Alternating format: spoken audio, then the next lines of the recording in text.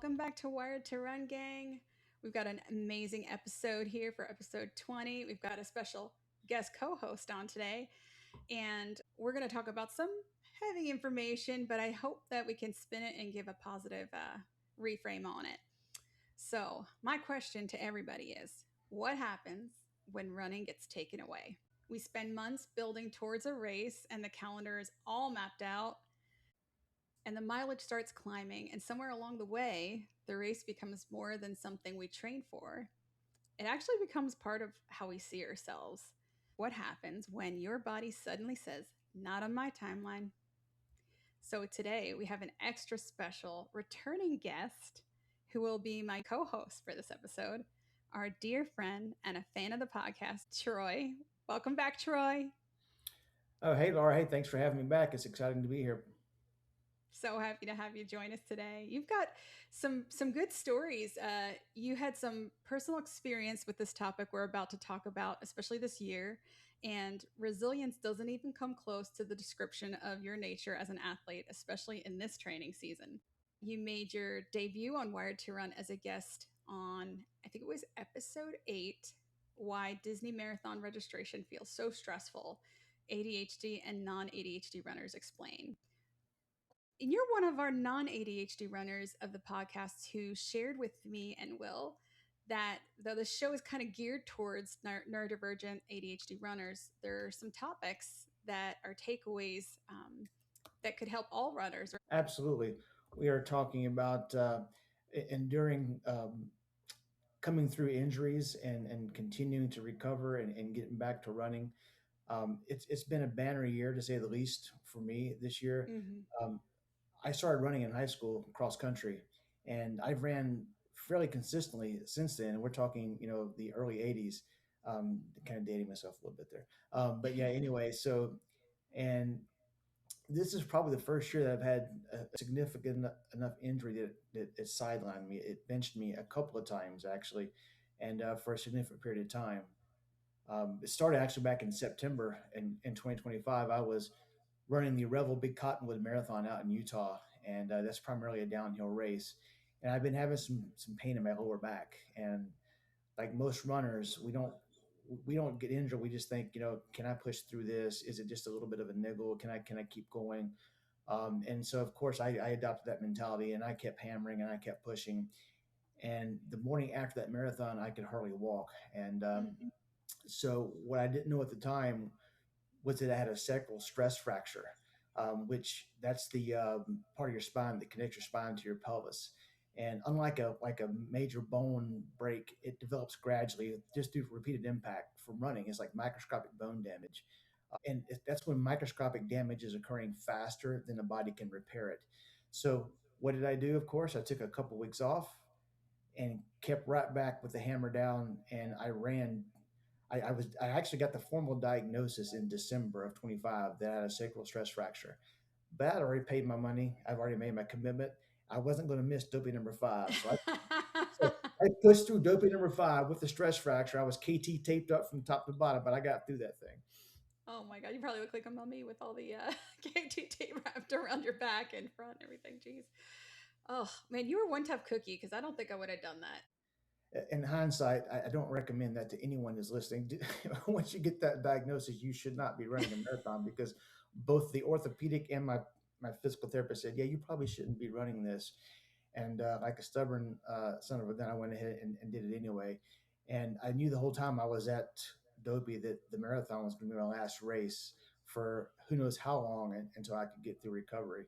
And you're very limited as to what you can do when you're recovering from a sacral stress fracture. So recumbent cycling became a thing, spinning became a thing, and I did a ton of aqua running because it's weightless, and so I was able to continue and keep up at least some of my cardio during that rehab period there at the first of the year in 2026. Mm.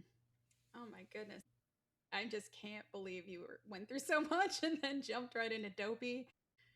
We want to preface we aren't giving any medical advice here today, just sharing Troy's and my experience. Whether it's right or wrong, we're just unfolding what we've been through and how our doctors, our specialists, coaches have guided us in our particular situation. So please, everybody, decisions about injuries and returning to running should 100% involve your appropriate medical professional. So we just want to throw that out there, that we're not giving any advice or telling folks what to do, what's right or wrong. This is just about what we did, what worked for us, what didn't, and just sharing our story. So please consult all your doctors, whoever you see for injuries, or if you get injured, go see them.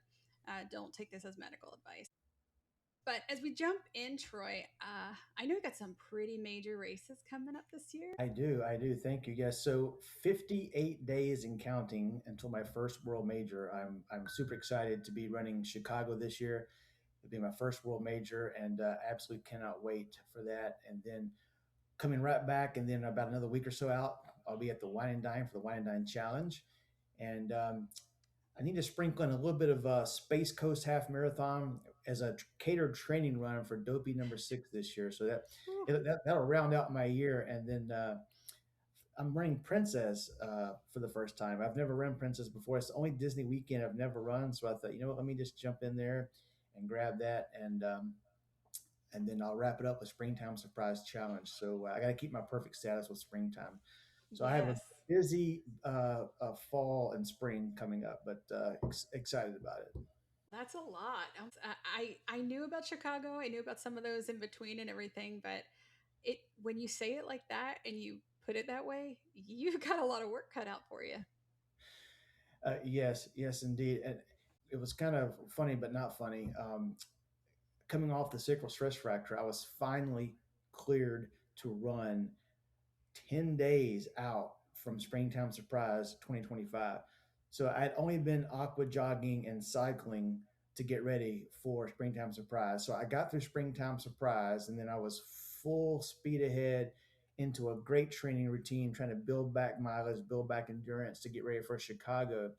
And then May 31st, coach had cross training on the agenda. So I bought a new bike while I was recovering from the sacral stress fracture so I could have more options, to improve cardio. So cycling became kind of like my go-to backup.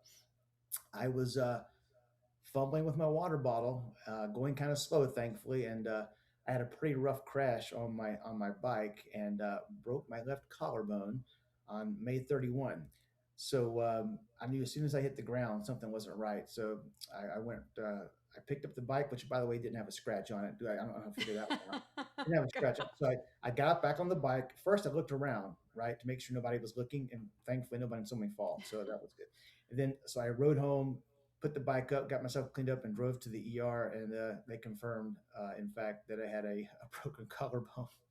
Oh my gosh, what are the chances of all that happening? We were all cheering you on, like, oh, he's back to run. He's got the whole summer ahead of him, and boom, off the bike. Yeah, boom, for real, right? And then so I was in a sling for a while, and I could walk, but I couldn't run. And aqua jogging was extraordinarily difficult with the sling on because I couldn't navigate very well. And so I followed the doctor's orders very strictly. I followed the physical therapist doctor's orders very closely, and I was cleared to start back easy running on July the 10th. Mm. Um, and so, just since July 10th, I've gotten back into training now for the second time to try and get ready for Chicago. But I, I'm slowly building back. I'm slowly getting my paces back. I'm slowly building that mileage, but I'm going to get there. The road to Chicago hasn't changed. I'm just taking a different route to get there. Yeah, definitely. Like I said, resilience doesn't even come close to that description of you as an athlete. Every time I see you get knocked down, you're always trying to be positive, and you're lifting other people up while you're going through it. When you're injured and your friends are training for something, or you're never bitter or frustrated. I know plenty of runners that are kind of like, oh, good on you for that, but you actually get in there and cheer them on and holler hype them, which we're going to talk about too. Your streak and holler hype, even in the trenches of what you're going through and the injuries, you don't let it hold you back. And you are the perfect patient too. I will say that. We're going to talk about that as well. The difference between you and I in terms of being patients and following doctor's orders are very, very different. And I could learn a thing or two from you. Well, truth be told, I totally didn't follow the doctor's orders. After my first injury, But I learned, and I'm getting older too, right? So things don't heal quite as quickly. So I thought better of it, and now I'm very strictly adhering to my doctor's orders. So. Smart move, smart move. So, one of the topics we wanted to dive in is when training becomes part of your identity. And I can't speak for all runners, but I know a good number of runners in my life and Will's life. I'm sure Troy, that their running has become a huge part of their identity. So let's talk about that because runners start organizing life around, yeah, training schedules, race countdowns like you're doing, Troy, mileage, Strava or Garmin data, race goals, or even like you're going for the next medal or challenge. So I run becomes I'm a runner. When did we first start thinking of ourselves as runners? It's funny. I kind of learned that running was just something I did. Back in high school and even in early adulthood. Um, but running has this weird ability to kind of quiet my brain and clear out the noise. And running, I thought I was training my body, but I really didn't realize how much running was helping me take care of my mind and my emotions. And so, even though I'm a runner, the doctor says, "Hey, you can't run for 3 months." Of course, I get the what, kind of question. What do you mean, right? So, but I learned that running is something I do, as I said. But the things that make me a runner don't disappear when I can't run, because what running has taught me through life is just taught me discipline. It's underscored my already existing stubbornness. Um, it's taught me about community, because the reason I hype people up and I get behind folks when they're out there training, even though I can't, is because I know that reciprocates and it comes back. And I know that although I can't run, I can still be supportive and proud of somebody else who is running, because I'm still training. I'm just doing something different than you are. You're running, I'm doing something different, but we're still out there together. And what else running has taught me is the willingness to keep showing up. So all those traits that maybe I developed as a runner, those don't disappear just because I'm not running. Those have Mm, become part of my life principles and operational philosophies that follows me in my professional life as well as in my personal life. I love that. What a positive reframe to that stuck thinking of, if I can't run, then I'm not really a runner, because so many of us do that. So I love that you have put it in that perspective because so many of us don't. We get into that funk. So what a positive way to look at it. Question to you: with this world major coming up and it being your first world major, Chicago, do major races amplify that identity as a runner, or does it really not even factor in? I don't think I identify more as runner just because I'm blessed enough to be able to get into a world major.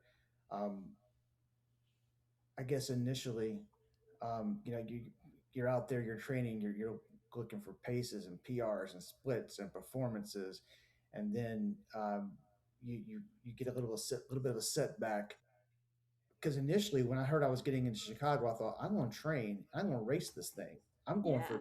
a PR. I'm good because when I run dopey, I'm in cruise control mode. I don't really run those marathons fast because I'm into the crowd, I'm into the characters. And I got to say, I heaped a little bit more pressure on myself with Chicago because I wanted to train, I wanted to work hard, and but I, I kind of had to reframe. I think Chicago represents the fact that I haven't stopped believing and that there's still on the starting line ahead for me. So I, can I get the body healthy? Can I rebuild the mileage? Can I stay healthy long enough to get there? I'm still chasing it, right? So these are all things that's shaping my training, that's shaping my goals, um, and so getting back to what I love doing looks a little bit differently now. Um, it's still something that I'm striving for, that I haven't quit, that I haven't given up on, and so I may change my outlook on Chicago, right? Rather than PR or negative splits, maybe it's about making it to the starting line in good health and being able to celebrate that and get out there and put that medal around my neck when I'm finished with 26.2 miles as my first world major. And I'm, I can be I can be very satisfied with that. So.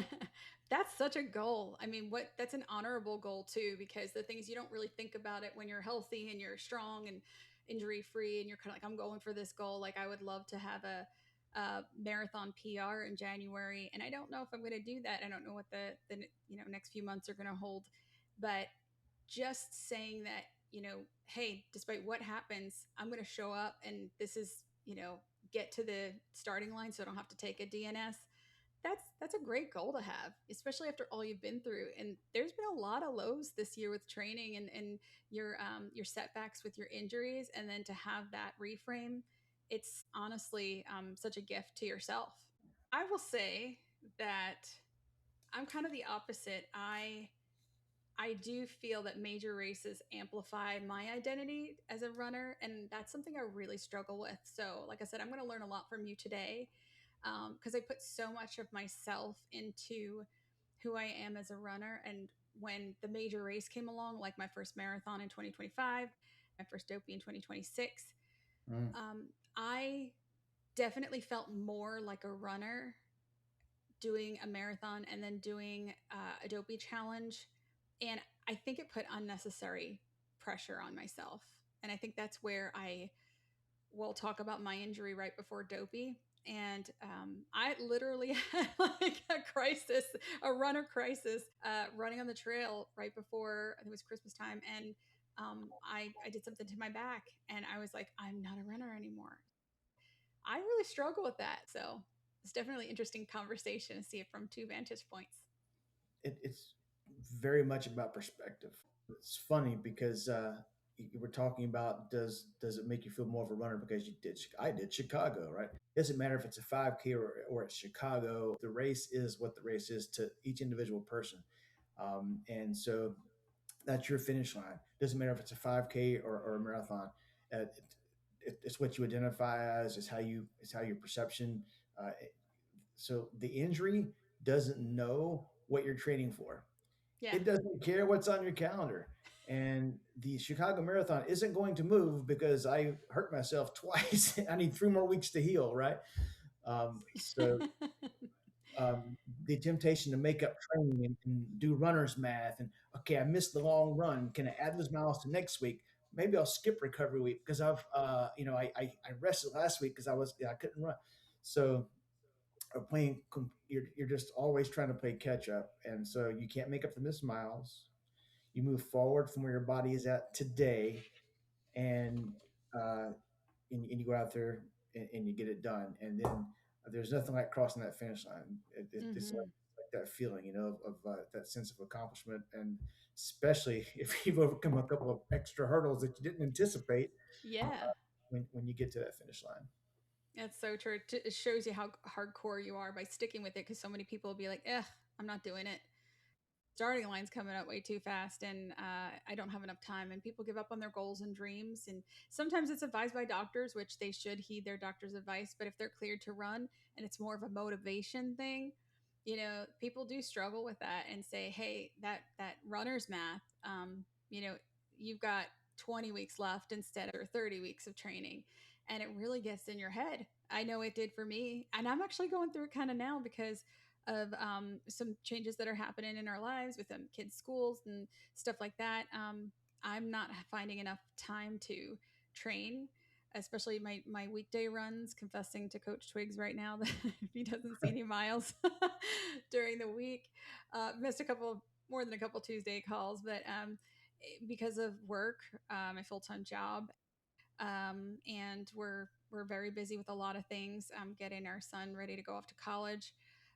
It's a lot. So I've taken on a lot more, especially having the podcast and things like that. I don't have as much bandwidth to train during the week, and then on the weekends, like case in point today, it's not just injuries; it could be health related. I had a migraine in the middle of the night, and I could not run this morning. I had 8 miles on the calendar, meeting up with my running bestie Holly, who we're going to have on the show soon as a guest. Um, she was ready to meet up, and I texted her like just before 5 a.m. Hey, I am so sick. I have a horrible migraine. There's no way I'm going to be able to run today. Now I've got those 8 miles on the docket for tomorrow, and I'm doing it by myself. So I'm going to have to do 4 miles on the treadmill at the gym, and then 4 miles when the sun comes up on the trail, because I do not run in the dark by myself. So, yeah, it's tough on me because I'm doing that runner's math. And even though it's kind of early on the training season, I kind of missed my 7 miles last week. I did, I think, 5.5. And even though I missed a mile and a half, I still get in my head about it. And then, like, well, maybe I'm not a real runner this season. I was so committed last year. I was so committed the year before doing all my miles, not skipping any training runs. And this season, I haven't done any of my weekday runs because of my bandwidth. And I haven't really fully done all of my Saturday runs to the fullest extent. And I'm really getting in my head about it and doing that runner's method going, how am I going to make this up? What am I going to do? And I haven't talked to Coach Twigs yet about it, but I plan to about how to handle that. So it's funny how we can really we have to shift perspectives sometimes and go, okay, this is our reality. You start a new job, you don't have time to train. Will's doing something a little bit different with a longer commute now, and he doesn't get the time to train. We kind of have to chalk it up and do the best we can, even if it means walking the marathon because we're not fully ready to run it or do the PR that we had in our head. Absolutely. Life happens. Mm-hmm. Um, we're busy. We take on new jobs, take on new responsibilities. You mentioned bandwidth, um, but I mentioned discipline earlier as one of the things that running has taught me. And I used to think very differently about that fact before I went through the few injuries I've had this year. Discipline to me is checking every box that the coach has on your running calendar. That's discipline. Never missing a workout without having the anxiety and the stress. Oh my gosh, I missed the workout. I'm not a real runner. Can I do this still? What am I going to do? Mm-hmm. But being injured and having to come back has kind of taught me that sometimes discipline is the courage to be able to miss a workout and still know that you can accomplish your goal. You're still a runner. You're just taking a little detour, but you're still going to get to the end game. You're still going to get to that end goal because you're resilient. Overall, you're disciplined, and you understand that life's going to throw you a curveball, and it's how we react to that sets us apart as athletes and I runners. love that. The discipline to know that you need to skip the workout for whatever reason, health, illness, injury, bandwidth, you know, it's Absolutely. incredible. That's such a great way to look at it, Troy. See, I'm so glad you joined us because this is stuff people need to hear. Because whether you're an elite athlete, you're a moderate runner, or just starting out, we're all apt to get into that thinking, that negative thinking, or that stuck thinking. So I love that you put it that way. That the discipline may not be about checking every box on your training plan. It could be about, hey, going, okay, I've got to miss this one, and I'm gonna pick back up with my running when I can. So I love that. But we're going to talk about the moment something feels wrong. And that kind of like, oh, that's not good. And then the negotiation that comes along with that. Uh, as runners, especially we've been running for any more than a couple of years, right? Um, something always hurts. Something always hurts. It's just the Mm-hmm. nature of running. So when something first feels wrong, our first instinct usually isn't I'm injured. It's hey, can I run through this? So after about 7 to 10 days of the pain just kind of persisting, I kind of moved back past. I don't just need a rest day. Um, it's going to feel better after I warm up. Then I can just run through it, right? Yeah. Um, the moment I realized that I was probably hurt was when I got finished with that Utah marathon, and I literally could not walk. Then my focus shifted to how badly am I hurt? Am I going to be out? Am I going to miss dopey? What about my training? What about my race? How much fitness am I going to lose? Can I come back from this? And I went to the hot tub just to kind of soak after that, thinking, "Yo, that'll help me out, right?" Because the hot tub fixes everything at the hotel. I had to have help walking, um, and at the airport, I had to scoot along in like a chair. It was just like it was not good. So that I knew right then and there that something was hurt badly, and I needed to stop and go see a professional and find out what's going on. Mm. Oh gosh, that's scary. You know, you get to that moment like, oh, this isn't good. This isn't normal. It's maybe bigger than what I think it's gonna be. Yeah, that panic I'm familiar with for sure.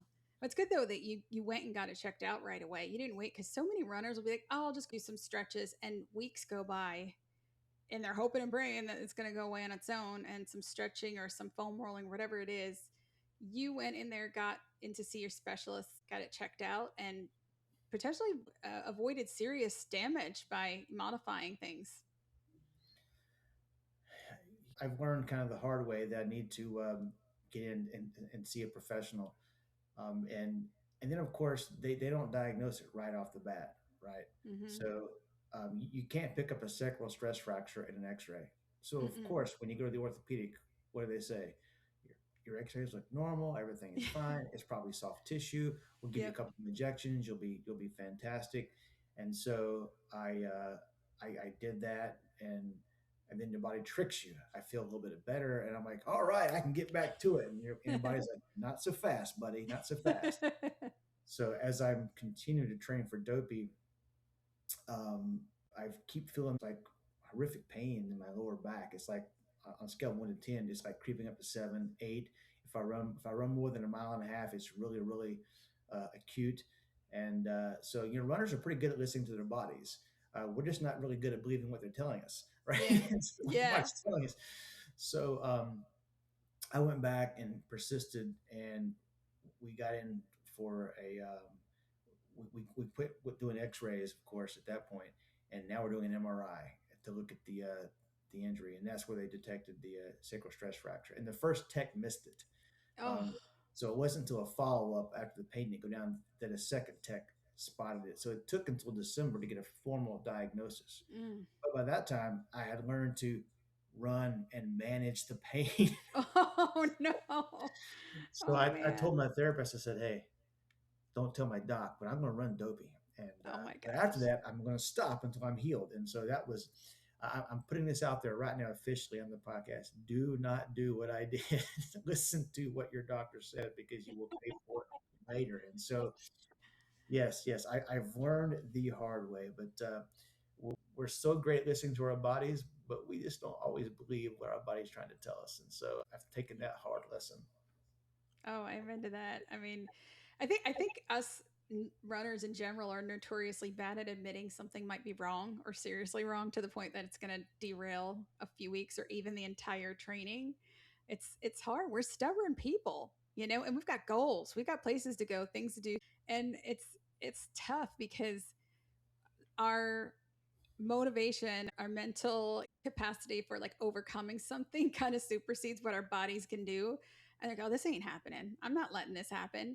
And you kind of go through denial of like, yeah, this is just, I'm stronger than this. I'm can overcome this. I can withstand the pain. I have a very high tolerance threshold for pain. Will always says like, I don't know how you do it, but that gets me in hot water because I do start negotiating with myself, and I have a hard time admitting, something might be wrong. So I have to be extra careful, especially after last dopey challenge season training, because I do get into my head about like maybe it'll loosen up, or I'll just make this next training run easy, or I can't miss this long run. I'm just gonna walk it and it takes me 6 hours instead of 3 hours, and I've done more damage in a way instead of taking some time off because I spent 6 hours on the trail instead of letting my body rest. And like you're saying, you've got 58 more days until 58 days, yes. you've got 58 more days until race day to Chicago. And heads up for anybody who's signed up for Chicago, we're recording August 15th. So just a heads up, time is ticking down, but don't put any necessary pressure on yourselves. But I think both of us have this perspective of like wanting to be our best, but we both handled it very differently, our injuries. So you listened to the doctor to a certain extent. You got your injections. You followed up with your specialists and pushed for that second tech to take a look at that scan. And you did dopey, but you also were pretty darn careful getting your PT in, getting your water jogging in, which is so much better on your body than hitting the pavement. So you did a lot of good things for your body in the meantime. Yeah, it was experimental. It was trial and error, but I found some things that translated pretty well for maintaining some level of cardio fitness. Paid attention to my diet. I didn't go crazy eating things that weren't suitable for someone who's not running quite as many miles, right? So I adjusted my diet, still kept everything healthy, and cycling and aqua running are what saved me for Springtime Surprise because uh, I went out at Springtime Surprise after just a couple weeks back and I had a great race, had a good time. I ran with one of the Galloway pace groups and um, I was able to stay with them all until the last mile of the event. So I had a pretty good event, all things considered. Yeah. That's awesome. So, big question for I think for both of us and for our listeners. What do you do when the training calendar starts screaming at you? I think at first, I think you think it's no big deal. I'll take today off. I'll move that workout. I'll make it up later, Mhm. and then you miss another, and then you miss Mhm. another, and then you look at the calendar and you say, "Oh, I've got the 12 mile coming up. Oh my gosh, I've Mhm. got the 14, the 16, the 18 mile coming up." And guess what's not moving? The race day isn't moving, um, Yes. and that's when the anxiety starts. Um, the there is that temptation to make up training. That runner's math we talked about really gets going, and and one of the hardest things I've had to learn is that you can't cram for a marathon like you can a final exam. There's no way to make up those missed Mm-mm. miles. You have got to take stock of where your body's at and go forward from that day. Adjust your expectations, adjust your training plan, adjust your pace, your scheme. Um, like I said earlier, you may have to shift what the outcome of that race was for you. It may go from Mhm. a race to becoming an achievement of just sheer determination to get through that finish line, or even get to a starting line for that matter. Yeah. Yeah, that's so true. I do get really twisted up in that, now I've missed every workout and it starts feeling like evidence that my entire goal is disappearing. That is happening to me in my training right now of going, I'm not going to be ready for the marathon. I mean, come on, it's August. I got plenty of time to catch up. I may not be saying that in November if I keep letting it go. We might have to start making modifications to how we juggle things at home so I can get out there at least on Saturdays and maybe get some aqua jogging in the pool on Sundays. But it really does mess with people's heads, and that really can mess with people's mental health. You start figuring out like how much fitness am I losing. Did you ever get to the point where you were recalculating whether Chicago or Dopey was still possible? There, one word in earlier in the podcast in that long list of things I mentioned: stubbornness. Uh, Yes. Stubbornness. I'll reflect on that part of that statement from earlier. Uh, Despite my injuries, I never once thought I will not be able to do Dopey. I will not be able to do Chicago. I will find a way to get it done. It may look different. So whenever my doctor told me, "Hey, you can walk, but you can't run because I'm in a Mm. sling and my collarbone can't get jostled up and down, but you can walk." Well, can I walk fast? Well, yes. Well, how fast can I walk? He said, "Well, what do you mean? How fast are you going to walk?" I said, "Well, I'm going to walk really fast, but I'm not going to run." He's like, "Oh." So we had this like this crazy conversation. My doctor was probably like, well, "Who is this?" Right. So um, stubbornness. So when my training calendar said I had a 13 miler on the calendar for Chicago, a few weeks when I was still in the sling, I got out there and I walked the 13 miles because I'm looking at what is the cutoff in Chicago? What's the time? What does my pace need to be? Am I ahead of the balloon lady pace if it's going to be a dopey? You adapt and you find a way, right? So cadence. Cadence means everything with a walk. So I find the music that has the right cadence beat, and Mm. now I'm mapping my steps. And so I went from about a 17-minute mile down to I was in the high 13s and low 14s for a mile, and so that's way quicker than balloon lady pace. So that gives Yeah. me a little bit of a buffer, and I was in a unique position where I'd already submitted a proof of time, so I'm going to be closer to the front corrals, which gives me an even bigger buffer. So I started thinking about logistics, right? And in Chicago, I'm in a corral, but I don't. Chicago is huge, right? Oh It's yeah. bigger than a Disney marathon. Um, but again, if I have to walk a lot of this, how fast we need to be walking, and so I start preparing myself for all those kinds of things. But I didn't let the notion of I can't do get into my mind. I kept trying to overcome that with positivity as I am going to do. How am I going to do it? What's available? And should the injury have been significant enough that I had to face that reality that I can't do, then it becomes okay. When's the next starting line, and when can I move past, and how can I progress to to get into that new goal, right? Because we're human, things are going to happen, and there may become a day when I have a I can't start a race that I registered for. You know what?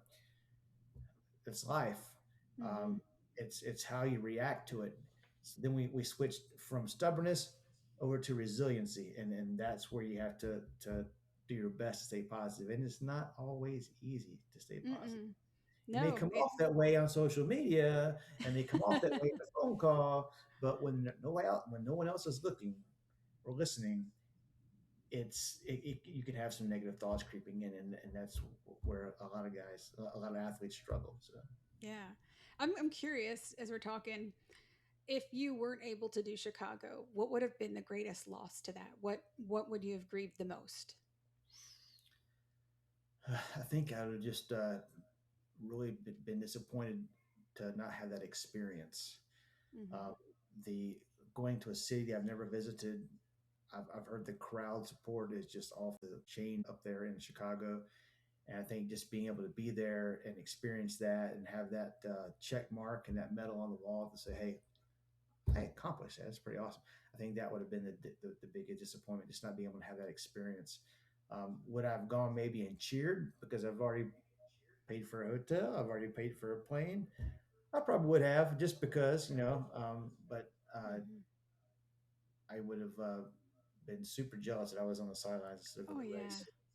definitely. I know I've been there. I went through that when I had to drop out of Princess 2016 it was.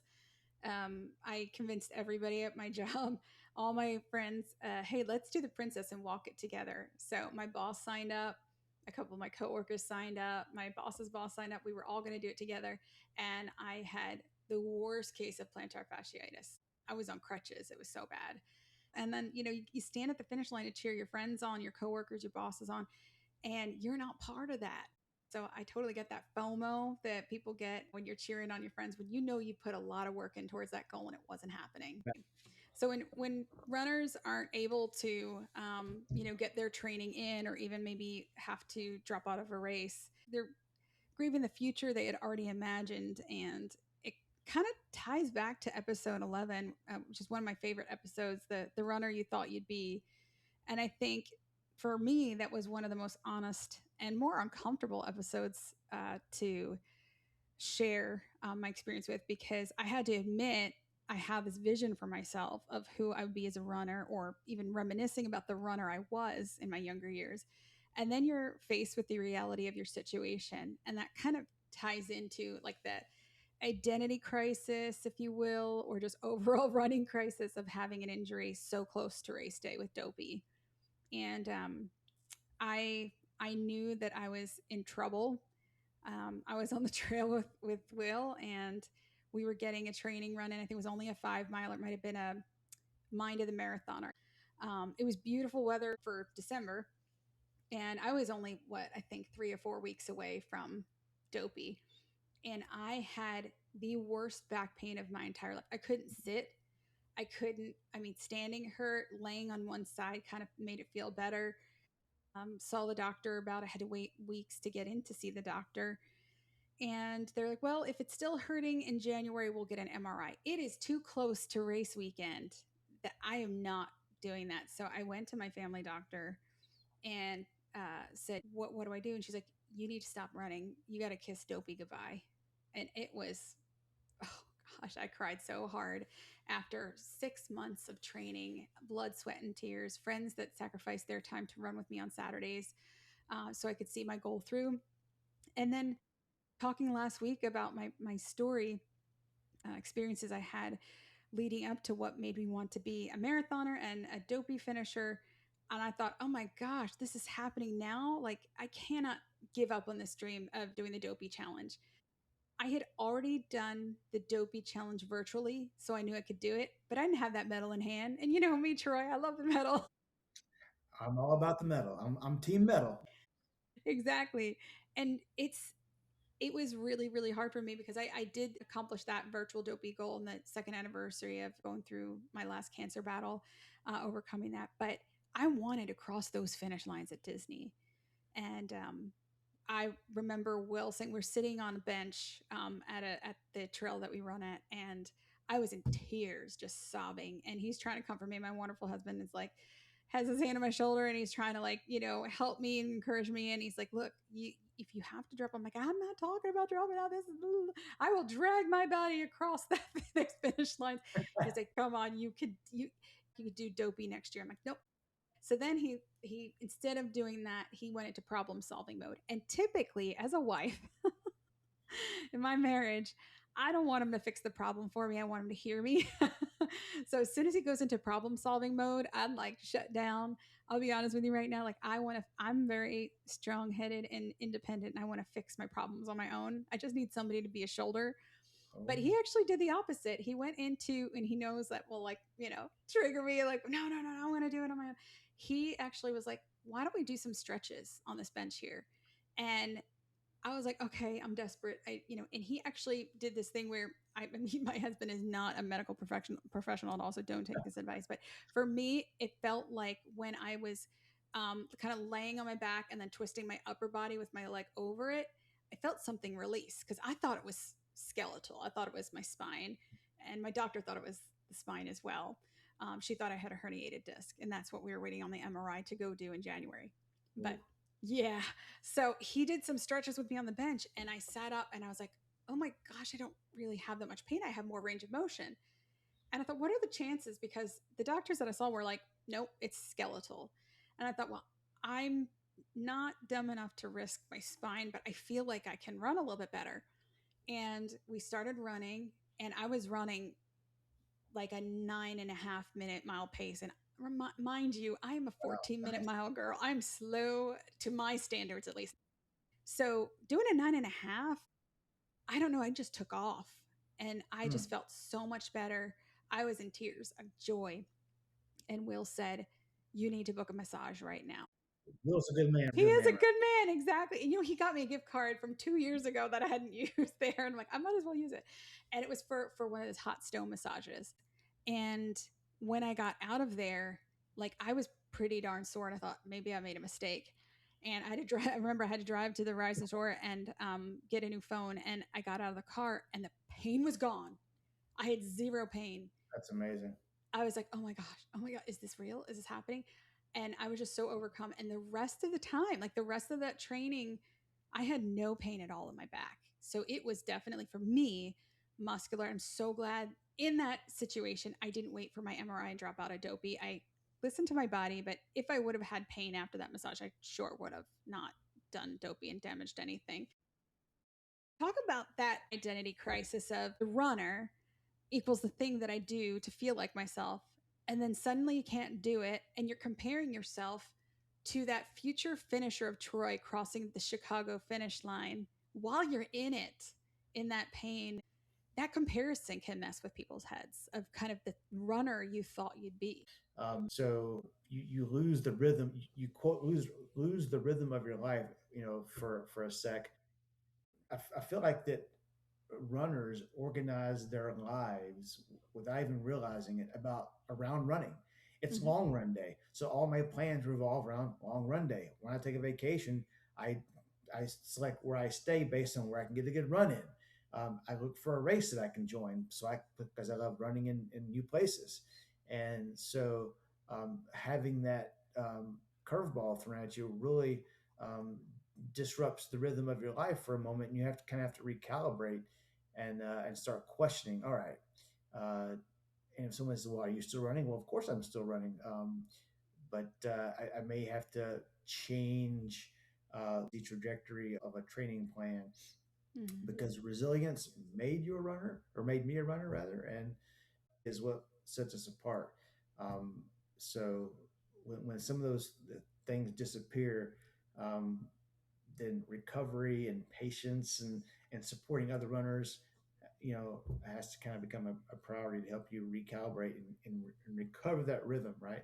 It's true. And then you kind of pay it forward by cheering on those that you care about in Strava and at different races and stuff. So yeah, it's really um when they're going through it, you see them in the sidelines cheering for you too. So and I think that's where holler hype kind of comes in. Even though you were in the trenches and frustrated and it was overwhelming going through the pain that you were in and taking that time off, you never once sat on the sidelines and not cheered for your friends and strangers, speaking positivity into other people's training runs. So let's talk about your holler hype. One of the things that really helps us as athletes, not just runners, but just athletes in general, um, is being a part of a community that lifts each other up, that's very positive, that celebrates everyone's victories, regardless of how small or how huge, because they're all huge in the eyes of the person accomplishing that, right? So for someone who's healthy, running an 18 miler is like just awesome. Kudos, right? Great accomplishment. I hit a PR. I crushed my long run. And so Mm-hmm. um, one of the hardest parts about being sidelined is, I love still seeing my friends succeed, and I'm genuinely happy for their accomplishments. But I'd be lying if I said there wasn't moments where it hurt to watch, and there's a Yeah. little bit of jealousy. Like if someone's like, "Oh my gosh, I had to run 18 miles in this crazy heat today," and I'm thinking, I would kill to be out running Yes. 18 miles in this crazy heat right now, right? But the running world keeps moving without you. Your friends are still training, races are still happening, medals are Mm-hmm. being earned. Um, but I know that I walk with no pain today. I did my PT exercises. I got cleared to run for 5 minutes. They're small compared to someone's 20-mile long training run for a big race coming up. But at that moment, they're huge victories in your mind. And what this community is awesome at doing is lifting each other up and celebrating those things, right? So I know that I'm coming back from an injury. I'm still a runner and I'm moving back in that direction to get healthy again. And so I stay plugged into that support network. I offer support and I get support. It's Mm. reciprocating. And we all have to keep that vibe, keep lifting each other up. And when I see someone's status on Holler that they're running a big race or they're running a big distance, and I look at the clock and I look at the status and it's like 90 degrees, or I see they're struggling. I know for me, when I'm out there on the long run and out of nowhere, either a familiar voice or an unfamiliar voice comes into my headphones. Hey, you're doing great. Keep getting after, every mile is a victory. It just fires you up and gives you like a little extra boost, right? Puts a smile on your face. Just the other day, someone hyped me and they had their young daughter come on and give me a hype. And I was Oh. out there like at mile 15 or 16 of the 20 miler last weekend. And this uh, cute voice comes on and I'm smiling. I'm out there on the trail Oh. sweating mile 16 and I'm smiling. You know what? And that's what it's all about. And so that's why I'm so active on Holler Hype, because I know that it makes a difference. And so I'm coming up on a milestone in Holler Hype. So just saying that Yeah. if you join Holler Hype, you can look for my campaign. It's the Sandy Hook Promise campaign for Chicago. And if you join my group, I have Troy's group that's in my Holler Hype profile, which there's a QR code to that we can share. If you join that, if you're new to Holler Hype or maybe you don't know what Holler Hype is, you can join there. And when I run Chicago, I would love to hear those shout outs, because it's going to be a Yeah. challenge. It's going to be amazing, but those Mm. shout outs help us so much. And so sometime probably in the next 10 days to 2 weeks, I'm going to hit hype number 10,000. Wow, you've hyped 10,000 hypes? Yeah, I'm at about 9,900 right now, so I'm about 100 away from my 10,000 type. So Oh my I gosh. hope I win a free T-shirt or something out of that. I mean, Oh I my don't know. gosh. 10,000 holler hypes. That's mind-boggling to me. And there's nothing I will tell you folks, Wired to Run family, if you've never gotten a hype from Troy before, you're not on Holler Hype. There's nothing like a Troy Holler Hype. Troy from Spring Hill, Florida. You I'm telling you, it can rearrange your day. I'm getting choked up talking about it because I can't tell you how many difficult runs I've been on, even with my running bestie, and you giving her a shout out. If I put in there that I'm running with Holly, it means a lot to her too. But I will tell you, there have been countless runs where I'm like, I'm done. I cannot do this another second. And there was one that had a really, really awful day, and I was like, this is not worth it today. I'm not even going to attempt it. And I got that hype from you just when I needed it to hear during my run. We were like, I know it's tough. You've got this. I know you're going through a lot or whatever. It was exactly what I needed. And there's nothing like a Troy Holler hype, folks. So if you do join his Holler hype group, and I'll post the QR code. If I can't post it in the show notes, I'll post it in my reels. Troy's group. He's got a lot of folks encouraging positive people, but Troy himself is the most positive person I think I ever met on the planet. Just really incredible, and you deserve it too, because you spend so much time sewing in other people and encouraging them, and it's almost like you never miss anybody. I remember we were in Epcot with your significant other and my family, and you're like, oh, so and so's on just popped up on Holler Hype. They're running now, and you'd like step away for a second to give a quick hype. That's dedication. That's the biggest cheerleader. That's why I say you're the biggest cheerleader at Wired to Run. You're the biggest cheerleader of everybody who's out there putting themselves out there, blood, sweat, and tears on the trail, on the road, on the treadmill. It's so inspiring. Well, I certainly appreciate those kind of words. I do it because I enjoy it. And those hypes, like at the Epcot and things like that, with all the background noises and all the Mm-hmm. things going on, those are the fun ones. And Yeah. occasionally I'll grab a few people that are familiar with the whole concept and runners, and I'll say, "Hey, so and so's live right now. Let's all shout them out." I'll do Oh yes, we did group that. shout outs. We did that at one of the Rise and Run meetups. We actually did a couple of hypes like that with some group shout outs. But whenever I'm out there, when any of us are out there, unless you're running with a friend, I mean, running is a very solo sport, Mm-hmm. right? You're in your own head. You're out there by yourself on the trail or on the road. It's just you, Mother Nature, the heat. Having good days, you're having bad days. You're coming back from injuries, and it's great to have a friend who's Mm-hmm. supportive in your ear every so often. You might go for like 10 minutes with nothing but your podcast or your music, but then, oh, there comes Laura with the hype telling me, you got this, you're doing awesome, you're almost there, hey, keep it going, I know it's tough, like you're at mile 16, you're in those hard miles now, I'm thinking about Mm-hmm. you got this, virtual high five coming at you right now, let's go, keep it going, strong to the finish, bring it on home. Yeah, and so those things Mm-hmm. just kind of give you a little bit of a jolt, right, give you a little bit of a pump. Oh So yeah. it's like having that crowd on the sidelines, right, but it's right there in your headphones. It's the best. I always know it's coming, and you hear the volume on my music or podcast go down that I'm listening to, and I'm like, oh, here comes the hype, here comes the hype. And it's always exciting to hear. And everybody's got a different one. Sometimes they're going to make you laugh, sometimes they're going to make you cry. Some people are kind of commiserating with you, going, I'm out here right now suffering too. So I know it, we're in the trenches together, and you feel like you've got a running buddy. I know you and I have been on the road at the same time, and, Yes. had helped each other through it. We've done some cross hypes out there. Yeah. It's funny. I'm guilty. I've been known to give out a few really bad dad jokes, um, but I don't do those as often. But if you ask for a joke in your status, you're gonna get a bad dad joke from me. I'm just saying. It's fun hyping back and forth. Like I can't hype during a race because I'm so focused. But like if I'm on a training run and I'm on a walk break or I'm doing like today I did mile repeats. So there's that recovery period. We have to walk for 5 minutes between mile repeats and then really get after it for that mile. So Yeah. during those 5 minute walks, I bust out some hypes and get some people fired up. And then a lot of those guys will hit you back, on the next Oh mile or yeah. something. So it's kind of cool, right? You're always on. It's crazy. I'm like, how does this guy do it? So, it's funny. You said, kind of like with injuries, it's hard. When you see somebody out there and they're doing what you can't do, and you mentioned seeing somebody or hearing somebody, on Holler Hype say, I'm doing a really tough 18-mile run, and what you wouldn't give to be out there on the road. It's that's tough. It's like that Cinderella hairband song from the 80s. You don't know what you got till it's gone. It's so Oh, yes. true. That's a great one. That's a great. That's a good one. We should add it to I got to get that to the playlist. Oh my gosh. yeah, You just gave me songs an that idea run right there. I need to make a note of that. us.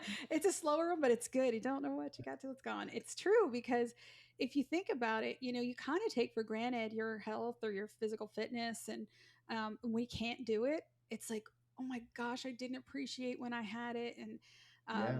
I've been in that situation. I've had times where I was sidelined for a while, and I will be honest. I would never have done dopey or marathon if I had listened to my first orthopedist. because he said, "Oh, don't even think about a marathon. Your half marathon days are numbered. It's tread on a tire Uh, with the cartilage in your knees. And if you do dopey, it's probably the dumbest thing you could ever do." And I went to a sports medicine orthopedist who's worked with athletes, and he's like, "Nope, you've got plenty of cartilage in there. Let's do a couple injections every 6 months." I think it was like hyaluronic acid injections, and my knees felt like they were brand new. I was in good shape. And he said, "No, the guy doesn't know what he's talking about. You could definitely run. You could definitely." So sometimes it pays to get a second opinion. I'm I'm in complete sync with you on that thought because I did the exact same thing. I got like horrendous news when I first reported with the sacral stress fracture Mm, and whatnot, and so I said so I went right to the research mode, and I looked for a orthopedist that specializes in sports medicine, and I got a completely different outlook. mhm, And then I found a corroborating orthopedic surgeon. So I had two positive opinions versus the one negative, and both of those were in the sports medicine yeah. professional scope. But yeah, that was a big deal. So I definitely encourage that second opinion, looking for that person who's the expert in the field for um, Yeah. athletics in general. But yeah, Yeah, that's their specialty. They know for sure. So it's that was changing for me, and I almost want to go back to that orthopedist and just be like, I'm a dopey told finisher." you so. I Here's told you my so. medal. Look at that. You told me I couldn't do it. Here's my dopey medal, my dopey shirt. I'm just gonna be all rocked out and dopey stuff and show prove you wrong. I think that's another thing. Like you mentioned, stubbornness. You and I, especially Troy, we are so hard headed when it comes to our goals. But I have to ask, seeing folks when they're out there doing their thing, wait, what do you do when your feed keeps running and you aren't? What do we tell people? Oh, that's a tough. That's really a tough one. You know, social media is a wonderful thing, but it can also be very. It can be very trying. It can be a source of stress depending on your situation, right? Mm-hmm. There's always that competition, right? If it didn't happen on Strava, did it really even happen, right? Yeah. But Yep. what's funny is social media shows everybody's miles, right? But what it doesn't always show is what it took for you to get back to mile one if you're coming back from an injury or you're just getting started. And that is something that is kind of hard to deal with. And what's funny is you think no one's really paying attention. Yep. Does anyone really even bother to care that I just did this or that? But in secret, you're looking down and see how many like buttons.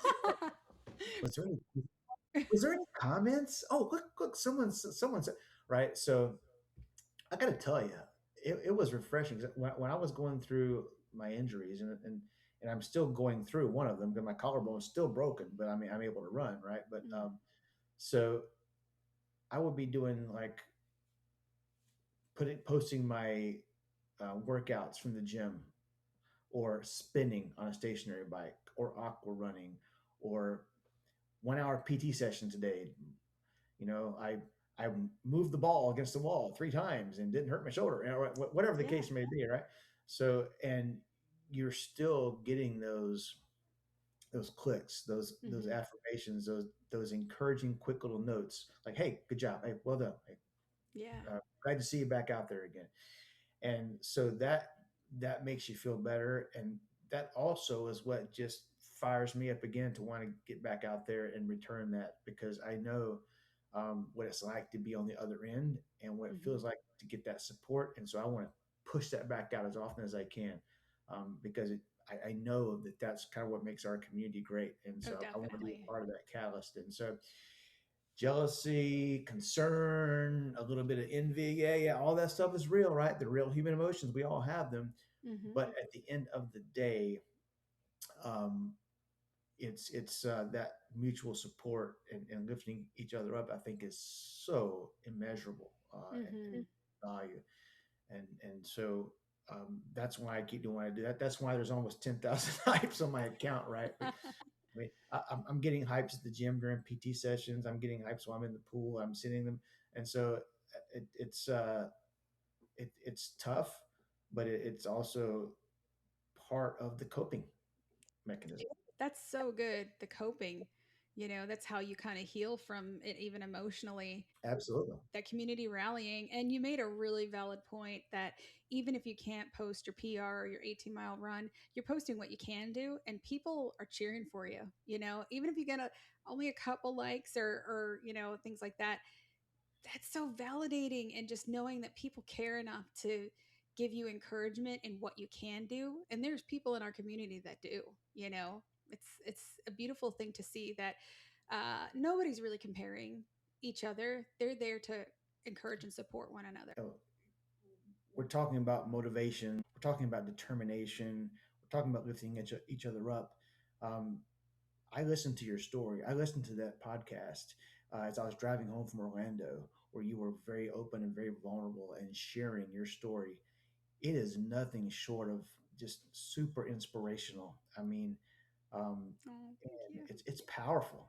It's the story of resiliency and overcoming the most insurmountable seeming odds to crush finish lines and to be successful in life, professionally and personally, and as a mom, no doubt, right? You motivate and inspire me. And what's even more so is I'm going through all my injuries. I'm dealing with all these issues. I'm broken. I'm trying to register for a silly Disney race. And who was in my corner every time? First up, how can I help? How can I help? Right? It's Laura. So I don't know how you find time to be so awesome for everybody and still be so resilient and some of the things you've overcome in your life to get where you're at right now. It's nothing short of amazing. And so, if you haven't listened to that episode, you need to go back and you Oh my gosh, you're gonna make me cry. I am crying over here. That, oh gosh, that means the world to me.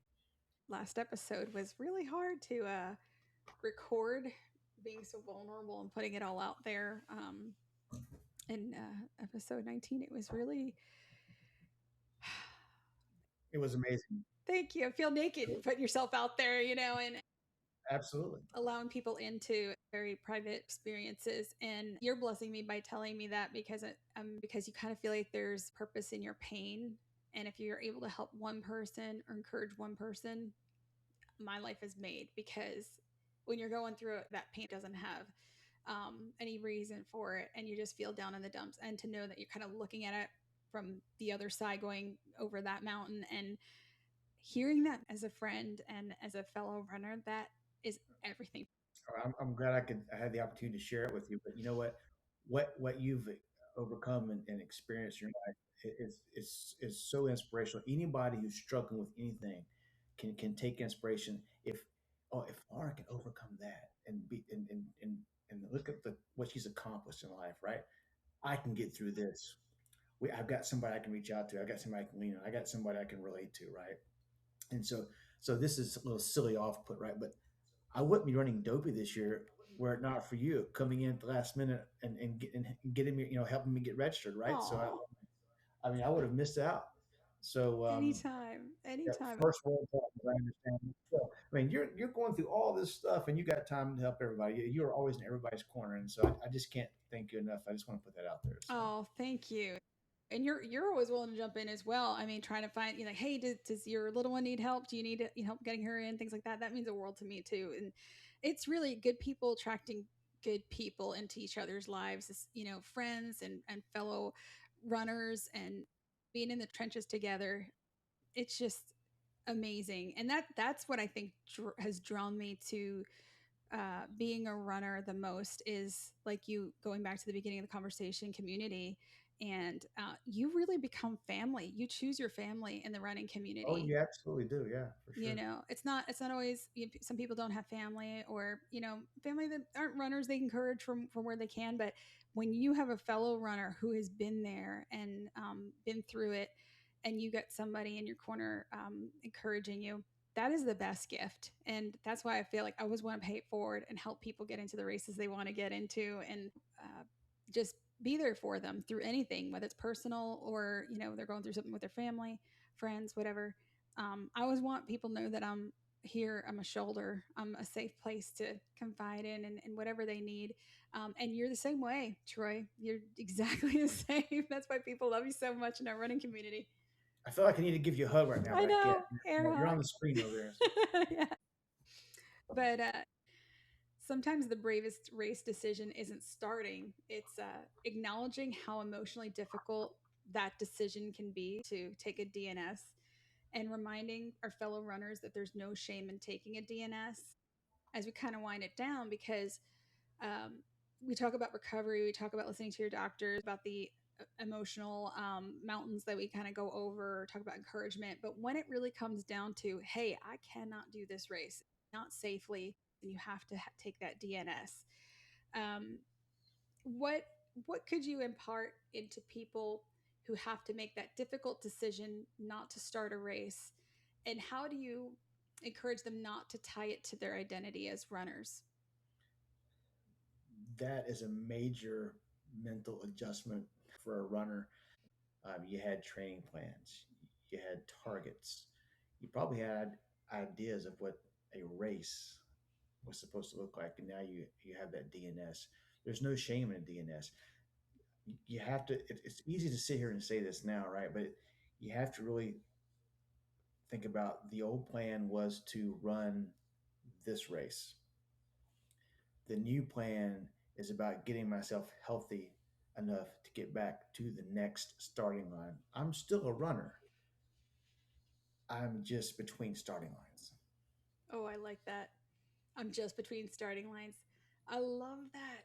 It's brilliant. Perfect. I think that that is the way that people need to look at it. It's not the end of the world if they have to take a DNS or even DNF. You didn't finish it, and that's okay. You realize that it's just the interim. You're kind of the in between, waiting for the next race. It's not the end of your story, and I like that you put it that way. Absolutely, absolutely, and being healthy, you're on the right to make that decision about how your next race is going to look just by getting yourself healthy. Maybe you're going to race it. Maybe you're going to do a run walk. Maybe the goal is just going to be to finish, Hmm. right? But it's a little bit about letting go of ego too, because I know runners we do have the egos, right? We Yeah. all have it. So um, coming back might mean you have to come to grips with running slower than you know you're capable of, Hmm. but you're running, right? We get to do this. So Yeah. there you You're kind of redefining what a successful training cycle looks like, and a successful future race if you can't make it to that next race. Just go right into the planning for that next race. Make it 6 months out, 9 months out, a year out, 18 months out.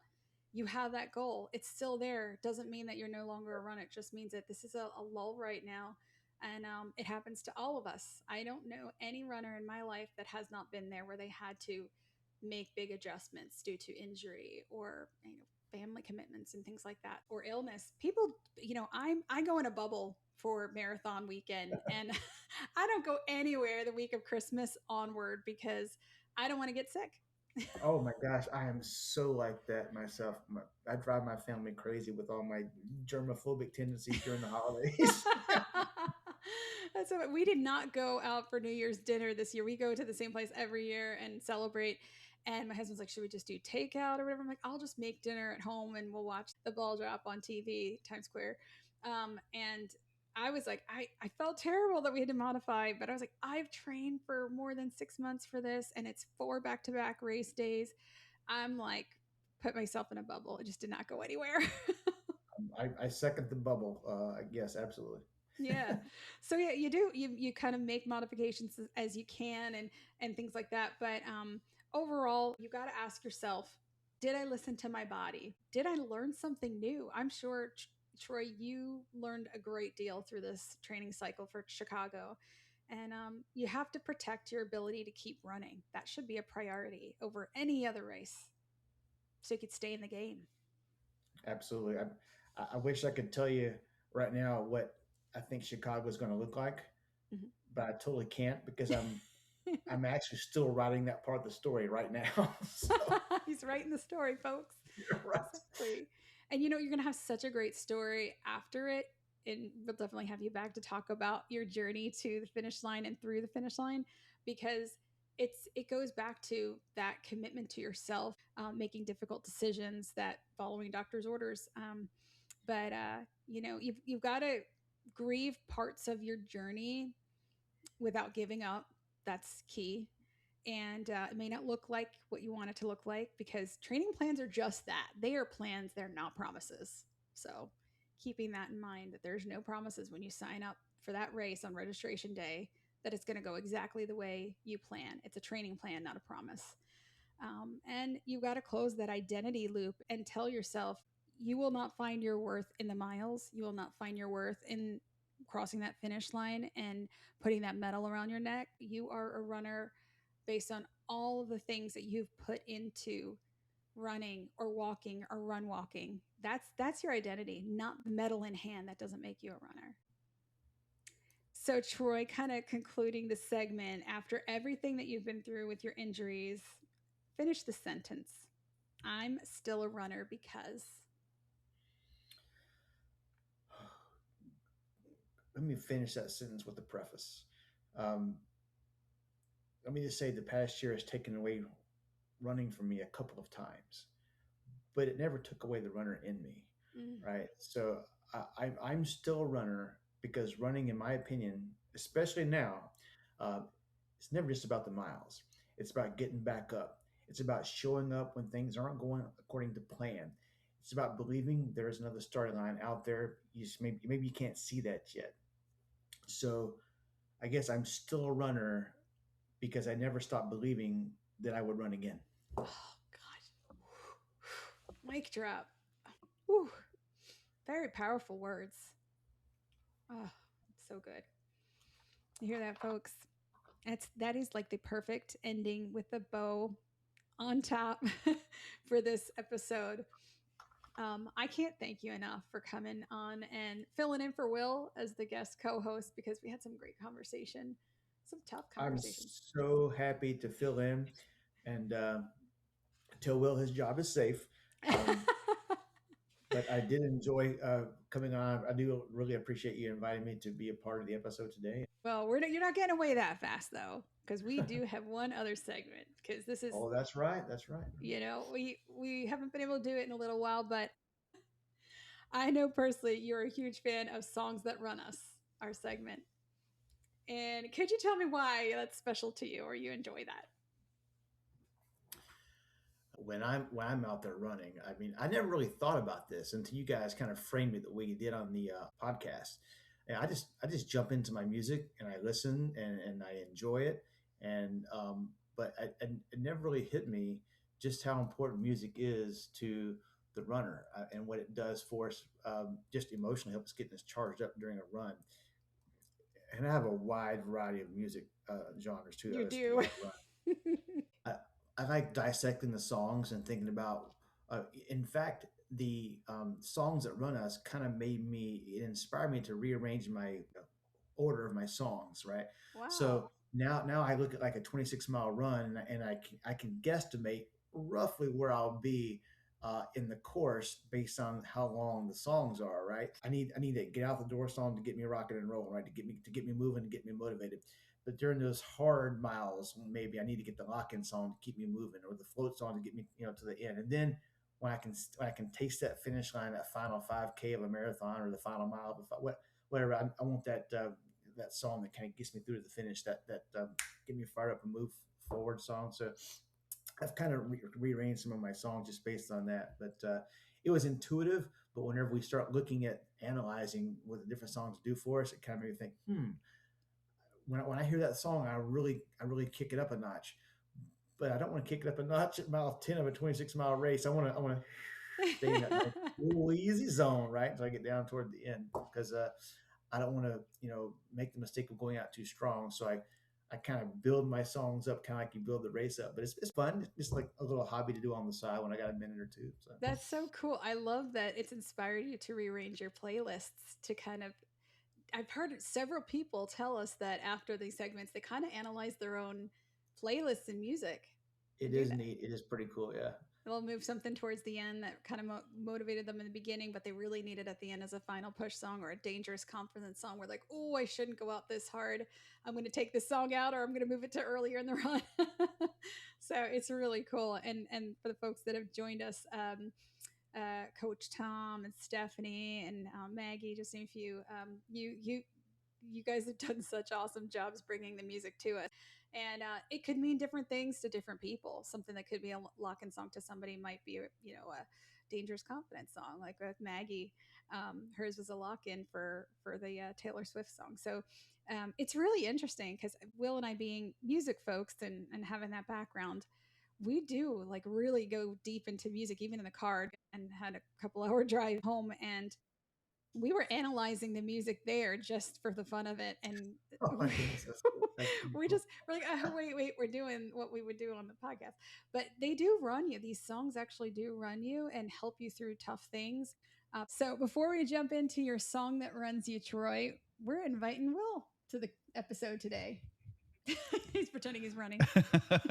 Hey everyone, I'm back. Yay! All right. Hey, Will. Hey, how's it going?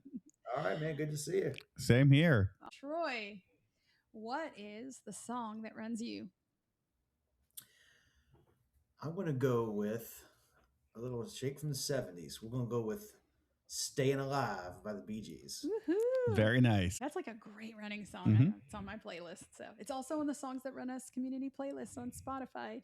I think Troy, you added that one, right? I may have put that there. All right. All right. It's really a song to me, lyrically, about surviving and enduring the pressure, refusing to go down and stay down. It's kind of perfect for this episode and all that you've been through this year. It is. I'm like a 70s, 80s kind of music guy. Anyway, I grew up in the skating rinks, in the 80s. And to me, the staying alive is like that part of the race where I just need to fall into that groove in the easy miles are clicking. I get lost in my thoughts and just get out there. But like, I like this song like late in a long race, like a half marathon or a marathon, whenever your legs are getting tired or you feel like you're hitting that proverbial wall. And everybody, I like, just like you said, everybody thinks of Staying Alive as like that upbeat high energy disco song, but it's really kind of at its core, it's about surviving against all the odds. So when things get hard, be intentional, move forward, stay alive. And so that's kind of my mantra for those long portions of those races where you get into those really tough miles. So. Oh yeah, definitely. So, do you want to go first in your analysis? I was gonna say I probably won't go as deep as she does. No. And I'm glad that you mentioned the skating rinks, because that's where my mind goes, because it's that perfect shuffle skate, just having fun, skating with your friends type of song. Yeah. So for me, when I think of the song, yeah, it could fit a couple of different categories. Like, of course, my mind goes to Lock In because of the beat. It always goes a lock in for him, though. It always goes with but but the beat, because of that disco beat, it's very rhythmic, which makes sense. If you're going to dance, it's gonna have to have a beat. But then I was kind of thinking, because of like the whole skating rink, and I'm kind of thinking like growing up, the one skating rink that we always went to, it had a disco ball in the very center. So if you wanted to kind of like lock arms and just kind of like go in circles with each other. Oh yeah. I've done that. Right. To me, it's to me, depending on where I put it in the playlist, and I think that's some of the keys with a lot of these songs. It really depends on where in the playlist. But for me, I almost think it's like a floaty song. For me, I think if I was listening to it, and again, I think I kind of think of floating a little differently than I think you do. I think floaty is like when you're going through those tough miles, but you have that song where you almost forget that you're running. You're almost transported to a different place. So that's how I see it too. Yeah. Okay. Yeah. So, even though, like it's almost like your brain forgets like you're doing something that's supposed to be difficult. So for me, I would say it's a floaty song, because even just listening to it, I kind of forget like what I'm doing. Mhm. It just kind of transports me back to that place where I'm just roller skating, just having a good time, Mhm. drinking that um, Okay. the Coke, Mr. Pibb Sprite mix. Oh, oh yeah, I remember those. You hit every one That's in the right. fountain. That's right. That's right. Some people call it a graveyard. Yes, I remember that. Growing up, if you went to like 7-Eleven or whatever, and you just kind of like put equal amounts of everything, it's graveyard. You It, hit every fountainhead yeah. there. That's right. It kind of sounds like the perfect thing to take on a run to keep you going. The Woo. sugar, the caffeine. I think Coach Twigs would approve. He's the one that told me to do Coca Cola for Oh, my when I'm struggling for carbs. But that sounds like a really good source of carbs during a run. So I would say so. Before I say I definitely dissected it, lyrically and stuff like that. I've listened to the song many times, but never really dug into the lyrics until I was listening to this for the segment. And I noticed like it's kind of like an isolating song, if you think about it, a song of isolation. You've got the swaggering disco anthem type thing, but lyrically it's kind of considerably darker if you think yeah, about it. Yeah. I agree. Yeah. It's, pressure and struggle. It's not about like, oh, look how awesome I am, even though you see like, is it John Travolta that Hmm. was walking down the street after at the end of what movie was that? Was it Staying Alive? Saturday Night Saturday Night Fever. Yeah. Fever. That's Saturday right. Night Fever. So, it seems like that the writer, the songwriter, the Bee Gees, are kind of writing about some pretty dark stuff. And like I said, it's kind of appropriate for this episode and Troy's story because injury and runner identity and things like that. It's about like not winning and not crushing it and not setting a PR, not even like necessarily thriving. It's about just survival. Absolutely. When you're in that mindset, that kind of led me a little bit to Rescue Song at first, Hmm. because of that lyrically.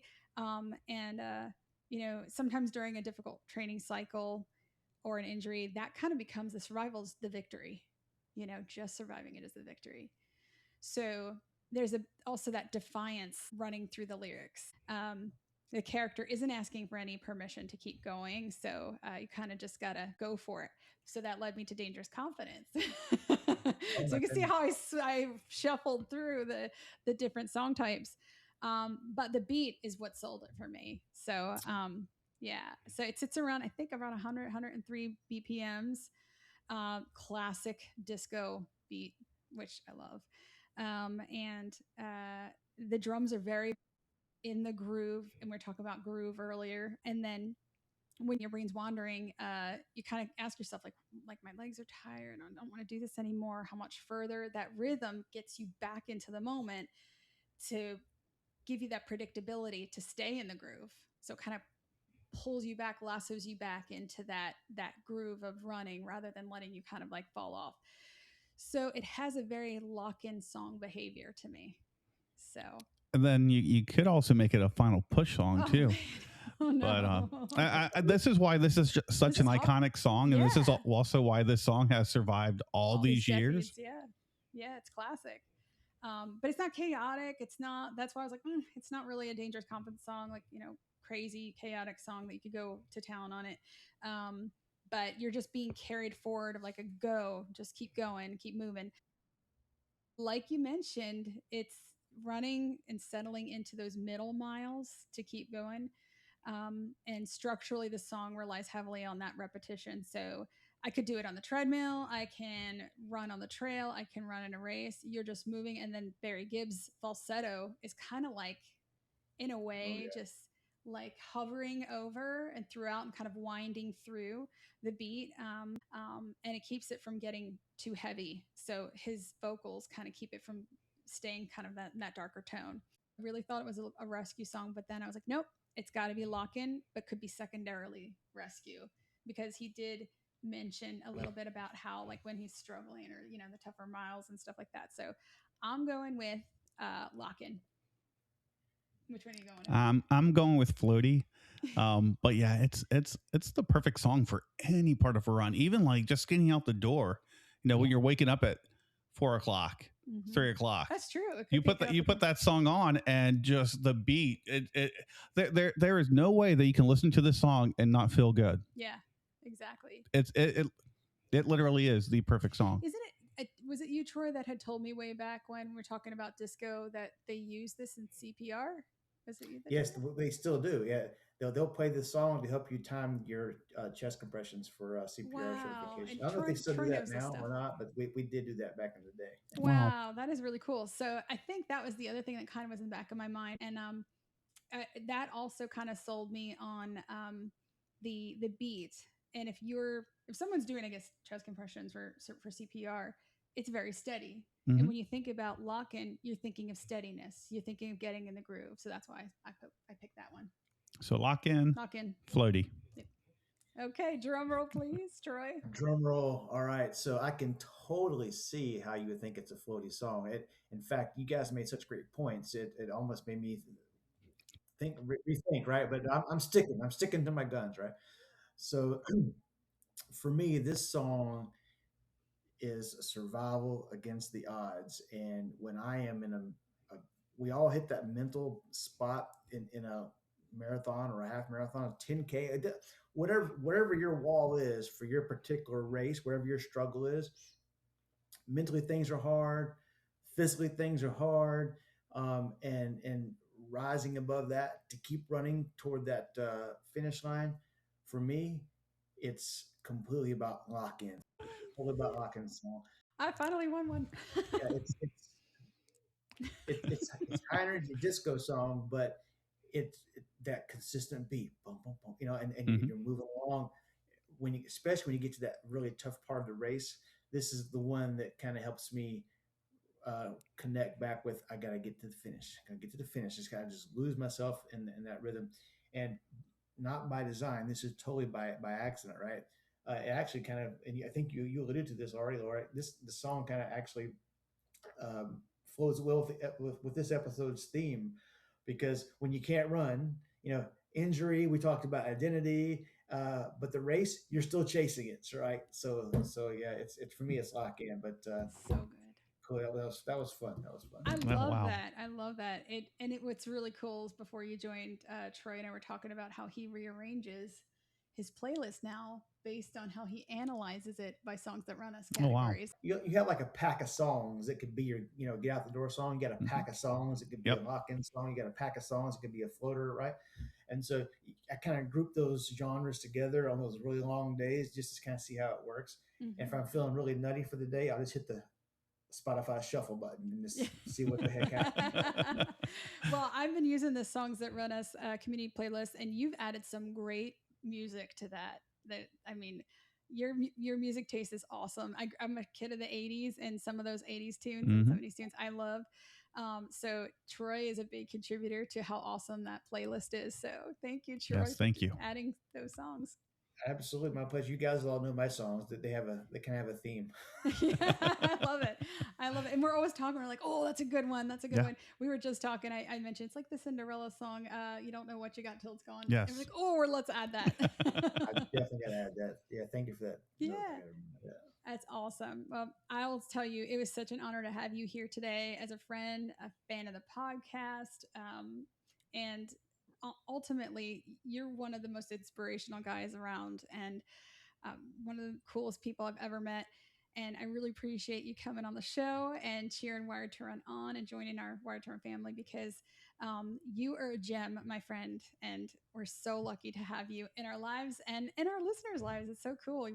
We love it. And we'll definitely be posting his Holler Hype QR code or link, whatever we can put out there for the show notes and as a reel out there. So you can join his Holler Hype group. Absolutely. And we want you to come back as a co-host because he did a great job today. I was going to say the door is always open. Door is always open. So I was honored to be asked. I had a great time. I really appreciate you having me on. Will, your job is safe, though. I'm just saying, your job is safe. For now, anyway. I appreciate the kind words. It was awesome. This is really a lot of fun. So I look forward to getting back out there with you guys again soon. Thank you so much, Troy. Awesome. Thank you, guys. So thank you all for joining this week's episode. I hope you enjoyed it. Took a lot away from our conversation with Troy and some of the great tips and reframes he's provided after his experiences of being an injured runner and how he's coming back from it. He's still writing his story, like he said. If you like what you hear on this podcast, don't forget to give us a rating on Spotify and Apple Podcasts. Find us on Instagram at Wired to Run Pod, on Facebook, Wired to Run Podcast, and also check out our Songs That Run Us out on Spotify. It's our community playlist. If you have trouble finding it, send us a message on Lace Up at Wired to Run or reach out to us on Facebook or Instagram. We'd be happy to send you that link. Let's lace up, lock in, and go the distance.